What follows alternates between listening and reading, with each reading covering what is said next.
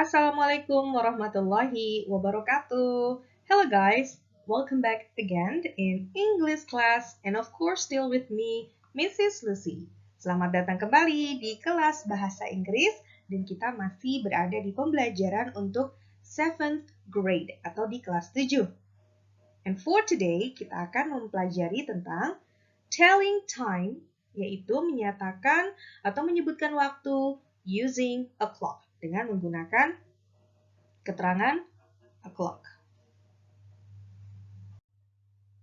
Nah, seperti biasa, sebelum kita memasuki pembelajaran inti kita harus mengetahui dulu ya, apa sih tujuan pembelajaran kita pada materi hari ini.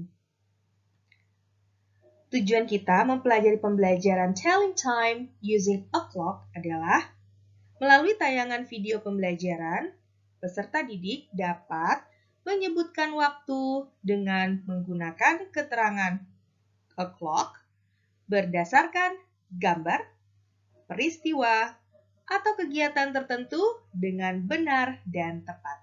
So guys, hari ini tujuan kita untuk belajar materi telling time by using a clock, yaitu dengan menggunakan keterangan o'clock, supaya nanti kalian dapat menyebutkan waktu ya dengan menggunakan o'clock, berdasarkan atau melalui gambar yang disajikan, peristiwa ataupun kegiatan tertentu.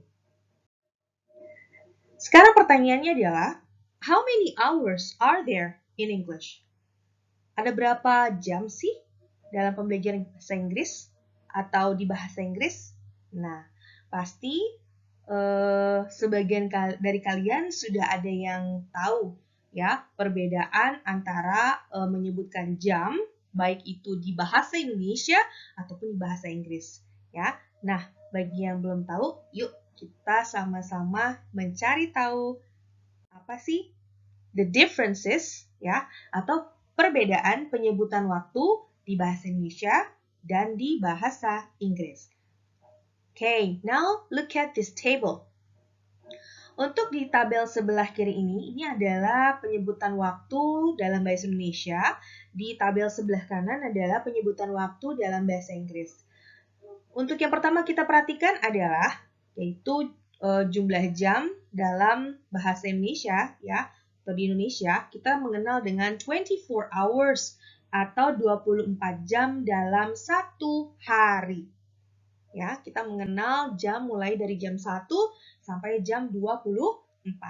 Tetapi in English ya, mereka terbiasa menggunakan atau mengenal bahwa dalam satu hari itu hanya mengenal 12 hours atau 12 jam.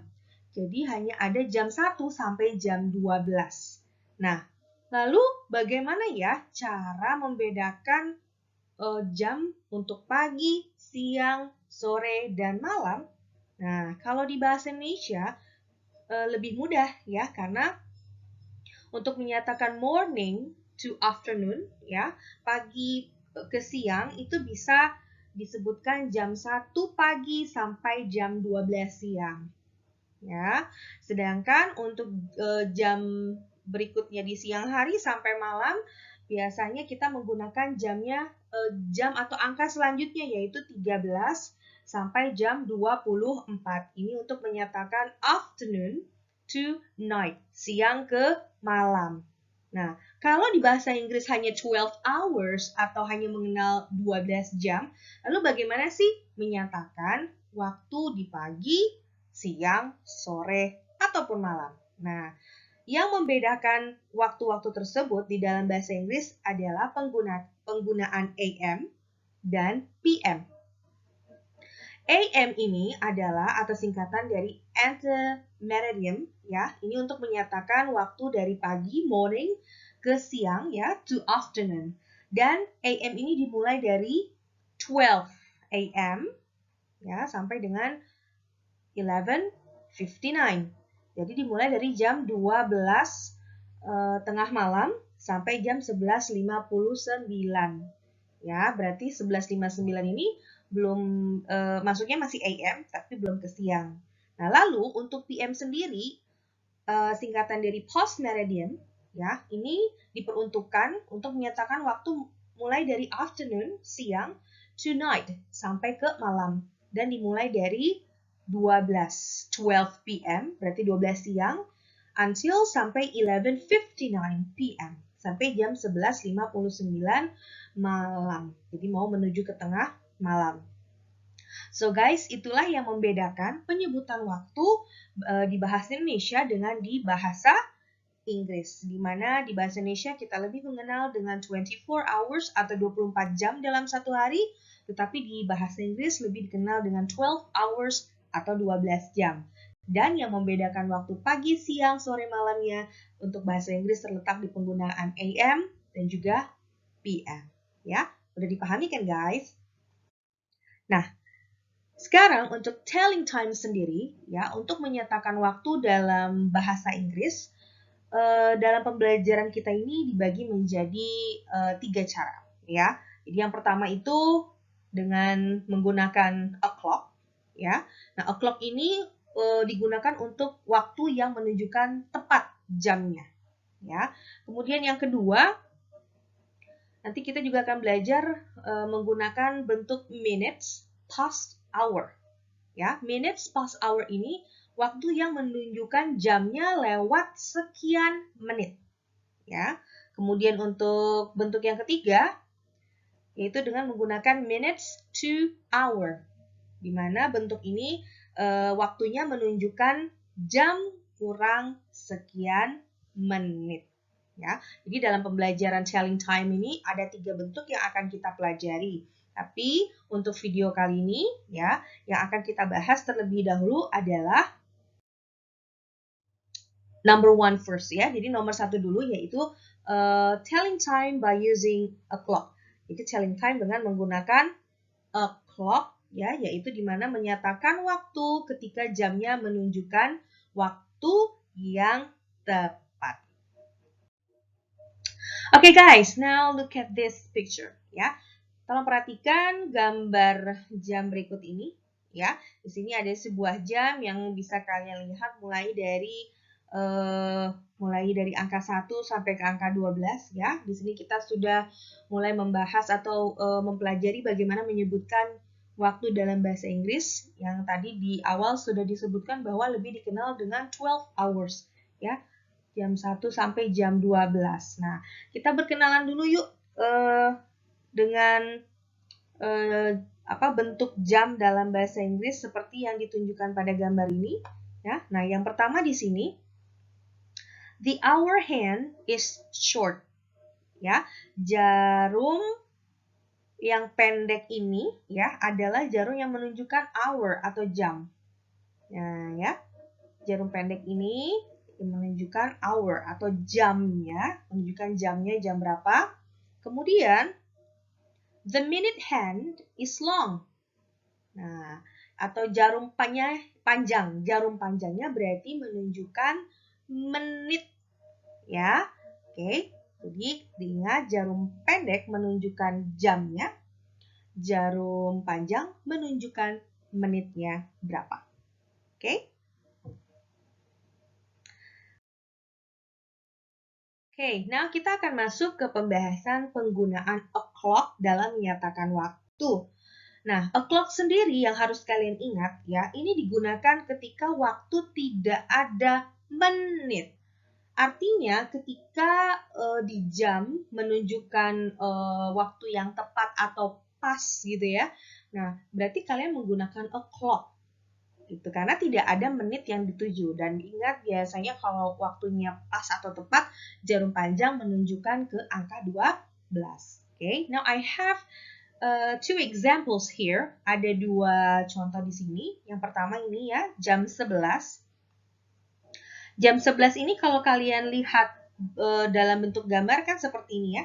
Jarum pendeknya menunjukkan angka 11, jarum panjangnya menuju ke angka 12. Karena itu tadi tepat waktunya ya. Nah, kemudian bagaimana sih cara kita menyebutkan waktu dalam bahasa Inggris baik itu secara lisan maupun tulisan? Di sini bisa kalian lihat ya. It's 11 o'clock in the morning. Ya, it's 11 o'clock sebenarnya sudah menyatakan sekarang jam 11. Nah, ditambahkan in the morning, ini juga bisa digunakan oleh kalian untuk menyatakan waktunya apakah jam 11 pagi atau jam 11 malam. Ya, jadi bisa kalian tambahkan seperti ini. It's 11 o'clock in the morning. Boleh juga kalian menuliskannya seperti ini. It's 11 o'clock in the morning. Dengan menggunakan angka. Ya. Atau boleh juga seperti ini. It's 11 a.m. Nah, ketika sudah menyebutkan atau menuliskan a.m. di sini, in the morning sebenarnya tidak perlu ditulis lagi karena dengan waktu a.m. ini sudah menyatakan bahwa jam 11-nya jam 11 pagi. Ya. Kemudian, the second example, contoh yang kedua adalah pukul 3. Ya. Nah, untuk pukul 3 gambarnya seperti di bawah ini di mana jarum pendek menunjuk ke angka 3, kemudian jarum panjangnya menunjuk ke angka 12. Ya, untuk menyebutkannya baik itu secara lisan maupun tulisan kalian bisa tuliskan seperti ini. It's 3 o'clock in the afternoon. Ya, ini jam 3 siang. Ya, jadi bisa ditambahkan in the afternoon untuk lebih menginformasikan waktu jelasnya. Kemudian untuk penulisan yang kedua bisa seperti ini juga, it's 3 o'clock in the afternoon. Ya, atau it's 3 p.m. Nah, ketika sudah menggunakan keterangan PM, ya tidak perlu lagi digunakan in the afternoon karena PM ini sudah menyatakan atau menunjukkan bahwa jam 3 siang.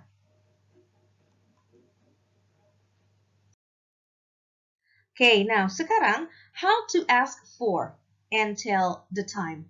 Bagaimana sih cara kita menanyakan jam berapa atau pukul berapa, ya, dan juga bagaimana cara memberitahukan saat ini pukul berapa kepada orang lain. Kalau misalnya nanti kita ditanya, ada orang bertanya jam dengan bahasa Inggris, nah seperti apa ya cara menjawabnya? Okay, let's check this out. The first, di sini yang pertama ya, kalian bisa menggunakan pertanyaan what time is it untuk menanyakan waktu. Ya, what time is it? Jam berapakah sekarang? Ya, ini responnya bisa seperti ini. It is 2 o'clock. It is 2 o'clock. Sekarang jam 2. Kemudian yang kedua, cara menanyakannya bisa juga dengan seperti ini. What is the time now? What is the time now? Kemudian responnya, contohnya, it is 3 o'clock. It is 3 o'clock. Ya. The next, kalian juga bisa menanyakan waktu dengan pertanyaan seperti ini, ya. Could you tell me the time, please? Could you tell me the time, please? Nah, pertanyaan waktu seperti ini itu sangatlah sopan sekali. Ini bisa kalian gunakan untuk bertanya tentang waktu kepada orang yang lebih tua, ya, atau dengan orang-orang yang memang bisa juga dengan teman atau guru, ya, contohnya orang tua. Nah, karena ekspresi ini jauh lebih sopan. Untuk responnya, misalnya it is 4 p.m. Ya, jam 4 sore. And then the last one, ya, misalnya ada suatu peristiwa atau kegiatan tertentu, kalian ingin menanyakan pukul berapa berlangsungnya, gitu. Kita bisa gunakan seperti ini. When does the school start? When does the school start? Jam berapa atau kapan sih sekolah dimulai? Ya. Kemudian bisa kita merespon dengan it starts at 7 a.m. It starts at 7 a.m. Ya, sekolah dimulai pada pukul 7 pagi. Ya, so guys, inilah beberapa ekspresi untuk kalian ketika kalian nanti ingin menanyakan waktu kepada orang lain dan juga cara merespon ketika ada orang lain menanyakan waktu kepada kalian. Okay, now it's time to practice. Ya, sekarang kita sama-sama berlatih ya. cara menggunakan atau menyebutkan waktu dengan menggunakan keterangan o'clock, ya, tapi berdasarkan suatu kegiatan tertentu. Okay, now let's see. Di sini ada sebuah gambar jam, di mana jamnya di sini ya menunjukkan pukul 5 tepat, ya, karena jarum pendeknya menunjuk ke angka 5, kemudian jarum panjangnya untuk menitnya menunjukkan ke angka 12. Ini berarti jam 5 tepat, ya. Jam 5 tepat pasti kalian akan menyebutkan it's 5 o'clock. Nah, sekarang kita akan gabungkan menyatakan waktu tapi berdasarkan suatu kegiatan tertentu. Okay, now let's see. Kita lihat yang pertama. I get up at 5 o'clock in the morning. Ya, saya bangun jam 5 tepat di pagi hari. Ya, ini maksudnya adalah suatu kegiatan tertentunya ya disebutkan kemudian diberitahukan dengan keterangan waktu kapan dia melakukannya. Ya, I get up at 5 o'clock in the morning. Ya, jam 5 pagi saya bangun. Kemudian contoh yang kedua, my sister gets up at 5 o'clock too. Ya, my sister, kakak saya gets up. Ya, kalau di sini kalian perhatikan di sini get-nya berakhiran s ya. Ini digunakan s di sini karena subjek di depannya adalah my sister yaitu tunggal hanya satu. Ya. Nah, kemudian at 5 o'clock too. Jadi kakak saya bangun jam 5 tepat juga ya, menyatakan ini. Kemudian contoh yang ketiga, you get up at 5 a.m. Kamu bangun jam 5 pagi. Ya, walaupun di sini tidak ada in the morning, tapi di sini ada keterangan a.m. Ini sudah jelas 5 a.m. adalah jam 5 pagi. Kemudian penggunaan get sendiri di sini tidak perlu lagi menggunakan s, ya, karena untuk subjek seperti I, you, ya, kemudian they dan we itu kata kerjanya tidak boleh berakhiran s, ya, kecuali yang ini, my sister, karena dia tunggal, hanya satu orang. Oke, next kita akan lanjut ke contoh yang kedua, latihan yang kedua, ya. Nah, di sini dari jam, ya, sudah jelas ini adalah jam 7 tepat, ya. Sekarang kita akan lihat bagaimana sih cara menyatakan suatu kegiatan dengan menyebutkan waktu terjadinya. Yang pertama di sini, I study at 7 o'clock in the morning. Ya, I study at 7 o'clock in the morning. Jadi saya belajar pada pukul 7 pagi. Ya. Kemudian yang kedua, he studies at 7 o'clock too. Dia belajar pada pukul 7 juga. Ya. Di sini kalian perhatikan kata kerjanya menggunakan akhiran is ya. Karena di sini subjeknya hanya satu, yaitu dia. Untuk yang ketiga, they study at 7 a.m. Ya, they study at 7 a.m.